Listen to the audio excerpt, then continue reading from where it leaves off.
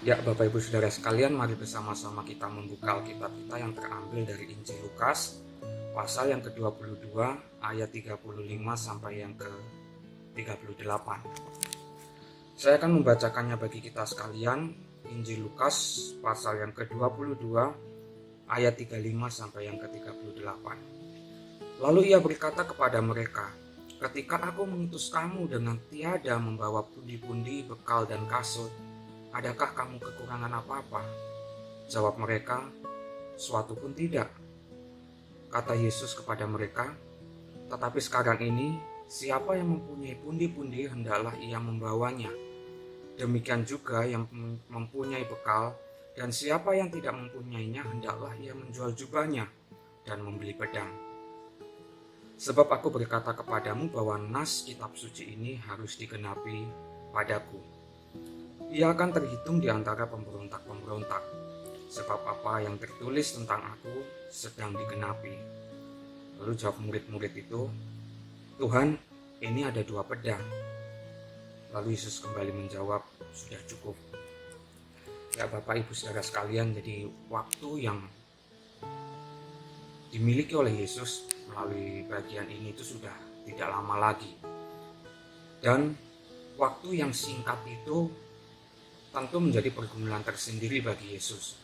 Bukan hanya sekedar karena ada kehendak Allah yang harus dia emban, harus dia digenapi di dalam dirinya, tetapi pergumulan besar lain yang harus dihadapi oleh Yesus, bahwa Yesus menghadapi sebuah realita bahwa ternyata murid-murid yang akan dia tinggalkan ternyata belum siap.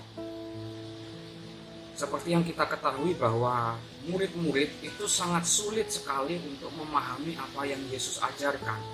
Murid-murid sulit sekali mengenal akan kehendak Bapa yang ada di dalam diri Yesus. Jadi bukan sekedar penderitaan fisik yang harus dialami oleh Yesus, tetapi Yesus itu juga bergumul bahwa murid-murid yang akan dia utus ini belum siap untuk ditinggal. Pemahaman mereka, pengertian mereka belum dibukakan.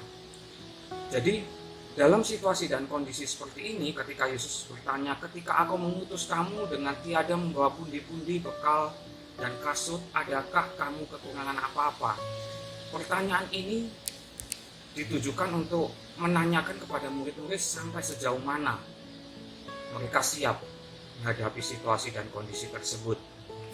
Tentu ketika Yesus mengutus, Yesus memberikan bekal kepada mereka. Yesus memperlengkapi mereka karena Yesus tidak mau mengutus mereka dalam ketidaksiapan lalu mereka mati konyol sia-sia. Itu berarti pelayanan yang mereka lakukan sama sekali tidak efektif. Tentu Yesus menginginkan supaya murid-murid yang diutusnya itu dapat memberitakan Injil dengan nilai yang kekal dan dapat dipakai secara efektif. Tetapi di sini Yesus dengan jelas sekali membicarakan pedang kepada murid-muridnya. Bukan sekedar bekal fisik, tetapi Yesus bertanya, pedang. Dan ketika Yesus mengatakan, murid-murid mengatakan sudah ada 2 pedang dan itu sudah cukup, disinilah yang perlu kita pelajari tentang apa yang dimaksud Yesus tentang pedang. Jadi pedang bukan sekedar berbicara masalah perlindungan secara fisik, tetapi juga perlindungan secara spiritual. Jadi saya yakin bahwa ketika Yesus mengatakan sudah cukup untuk pedang yang dimiliki oleh murid-murid, ini bukan sekedar berbicara masalah hal-hal yang sifatnya materi, fisik. Karena jika kita melihat ketika Yesus itu sudah dikuburkan dan menunggu akan hari kebangkitannya, ternyata murid-murid itu mereka mengurung diri karena mereka takut dengan orang-orang Yahudi. Jadi meskipun pedang yang mereka miliki itu secara fisik sudah ada, tetapi itu tidak menjadi jaminan bagi mereka untuk senantiasa mereka pegang. Mereka tahu bahwa hal-hal yang sifatnya fisik itu hanya sementara dan itu tidak bisa mereka andalkan sampai seterusnya. Jadi tidak mengherankan ketika Yesus dikuburkan, mereka tidak memiliki lagi pemimpin, mereka ketakutan, mereka mengurung diri. Jadi Di sini kita perlu memahami bahwa ada hal yang lebih besar daripada hal-hal yang bersifat fisik. Jadi ketika menghadapi situasi yang buruk di dalam pelayanan mereka, memberitakan kabar baik kepada orang-orang yang belum percaya, pedang spiritual itu juga harus mereka miliki. Nah, ketika menghadapi situasi dan kondisi yang buruk dalam kehidupan ini juga ya, kita seringkali jatuh di dalam dua ekstrim. Ekstrim yang pertama, kita hanya mengandalkan pedang jasmani, hal-hal yang bersifat fisik, materi, di mana menganggap bahwa setiap pergumulan permasalahan yang terjadi dapat diselesaikan dengan logika yang kita miliki ataupun dengan hal-hal yang sifatnya materi. Tetapi kita tidak lagi mengindahkan hal-hal yang sifatnya spiritual. Itulah yang terjadi kepada murid-murid Yesus. Dan hal kedua yang seringkali terjadi ketika kita hanya mengandalkan pedang spiritual, di mana kita seperti bersikap naif dengan apa yang sedang terjadi di sekitar kita, tentang apa yang sedang terjadi di dunia ini. Kita hanya mengarahkan diri kita kepada Tuhan, tetapi kita tidak benar-benar mengenali sebenarnya apa sih yang terjadi di sekitar kita. Jadi dua ekstrim ini akan selalu ada di dalam kehidupan kita. Dan yang perlu kita pertanyakan, apakah kita terjebak di salah satunya? Karena ketika Yesus mengatakan sudah cukup dengan dua pedang yang dimiliki oleh murid-murid, ini tentu sebuah bahasa kiasan bahwa hal-hal yang sifatnya materi itu tidak bisa tidak untuk kita miliki. Ketika kita bergumul di dalam dunia ini, tidak mungkin kita hanya sekedar berdoa, berlutut, tetapi kita tidak ada perbuatan pertanggungjawaban yang kita berikan. Tentu jika tidak ada pertanggungjawaban itu, masalah yang kita hadapi tidak akan pernah selesai.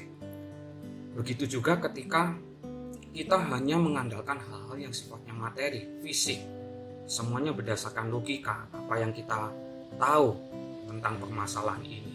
Tentu kita tidak akan pernah merasakan damai sejahtera di dalam diri kita karena kita tidak melekat pada sang sumber damai itu sendiri, yaitu Kristus. Maka dari itu, melalui perenungan yang singkat ini, Yesus bertanya kepada murid-muridnya, apakah kalian siap ketika saya utus tanpa memberikan apapun? Dan di situ Yesus hanya bertanya tentang pedang. Dan ketika murid-murid mengatakan kami sudah memiliki dua pedang, Yesus bilang itu sudah cukup. Apakah di dalam kehidupan kita mengimbangi hal-hal yang sifatnya jasmani, lahiriah dengan yang spiritual? Apakah kita jatuh di dalam salah satu ekstrim tersebut, hanya mengandalkan pikiran, pengalaman, pengetahuan kita semata, atau ekstrim yang lain, kita seolah-olah bersikap naif, tetapi kelihatan dari luar hanya spiritual. Tentu ketika Tuhan menginginkan kita dekat dengannya, tentu ada pertanggungjawaban yang harus kita berikan di dalam kehidupan ini.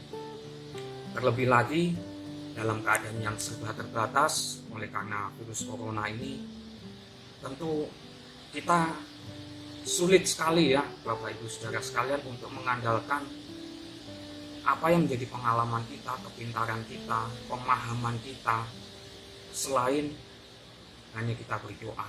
Tetapi bukan hanya kita sekedar berdoa, tetapi kita juga bersikap bijak dengan apa yang terjadi di dalam kehidupan ini. Sehingga pertanggungjawaban spiritual kita di hadapan Tuhan itu juga diwujud nyatakan melalui setiap tindakan kita yang senantiasa berharap kepada Tuhan. Biarlah perenungan firman ini boleh menolong kita di dalam menjalani masa-masa sulit saat ini, dan kiranya kita juga boleh menjadi berkat. Kita boleh menyampaikan damai Kristus, kabar sukacita, pengharapan, penghiburan bagi setiap orang yang pada saat ini juga sedang mengalami kekalutan dan keadaan terpuruk. Tuhan Yesus memberkati.